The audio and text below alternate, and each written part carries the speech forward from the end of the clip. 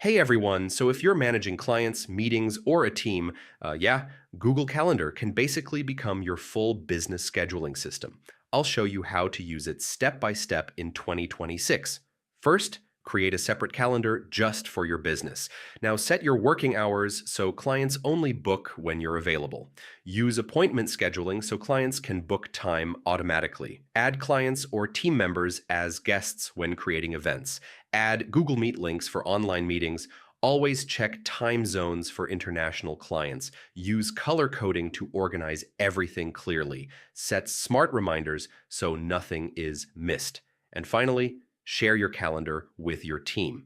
And that's it. Now you know how to use Google Calendar for business scheduling like a pro.